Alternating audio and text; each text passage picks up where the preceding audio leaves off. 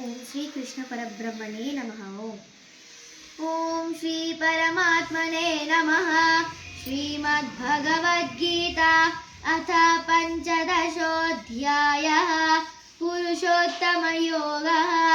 श्रीभगवानुवाच ऊर्ध्वमूलमधः शाखम् अश्वत्थं प्राहुरव्ययम् छन्दांसि यस्य पर्णानि यस्तं वेद स वेदवित्।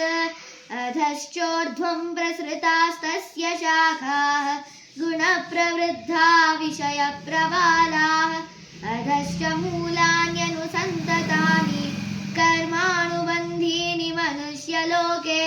न रूपमस्येह तथोपलभ्यते नान्तो न चादिर्न च सम्प्रतिष्ठा। अश्वत्थमेनं सुविरूढमूलम् असङ्गशस्त्रेण दृढेन चित्वा ततः पदं तत्परिमार्गितव्यं यस्मिन् गता न निवर्तन्ति भूयः। तमेव चाद्यं पुरुषं प्रपद्ये यतः प्रवृत्तिः प्रसृता पुराणी। निर्माणमोहाजितसङ्गदोषाः अध्यात्मनित्या विनिवृत्तकामाः।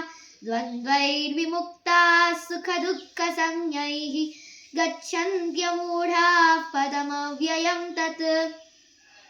न तद्भासयते सूर्यः न शशाङ्को न पावकः यद्गत्वा न निवर्तन्ते तद्धाम परमं मम।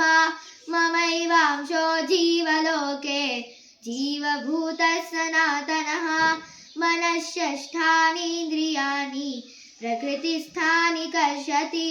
शरीरं यदवाप्नोति यच्चाप्युत्क्रामतीश्वरः। गृहीत्वैतानि संयाति वायुर्गन्धानि वाशयात्। श्रोत्रं चक्षुस्पर्शनं च रसनं घ्राणमेव च। अधिष्ठाय मनश्चायं विषयानुपसेवते। उत्क्रामन्तं स्थितं वापि भुञ्जानं वा गुणान्वितं। विमूढानानुपश्यन्ति पश्यन्ति ज्ञानचक्षुषः। यतन्तो योगिनश्चैनं पश्यन्त्यात्मन्यवस्थितं। यतन्तोऽप्यकृतात्मानः नैनं पश्यन्त्यचेतसः। यदादित्यगतं तेजः जगद्भासयतेऽखिलं। यच्चन्द्रमसि यच्चाग्नौ तत्तेजो विद्धि मामकम्।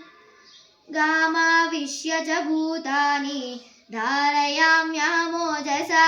पुष्णामि चौषधीः सर्वाः सोमो भूत्वा रसात्मकः। अहं वैश्वानरो भूत्वा प्राणिनां देहमाश्रितः। प्राणापानसमायुक्तः पचाम्यन्नं चतुर्विधं। सर्वस्य चाहं हृदि सन्निविष्टः। मत्तः स्मृतिर्ज्ञानमपोहनं च। वेदैश्च सर्वैरहमेव वेद्यः। वेदान्तकृद्वेदविदेव चाहं। द्वाविमौ पुरुषौ लोके क्षरश्चाक्षर एव च। क्षरः सर्वाणि भूतानि गूढस्थोऽक्षर उच्यते। उत्तमः पुरुषस्त्वन्यः परमात्मेत्युदाहृतः।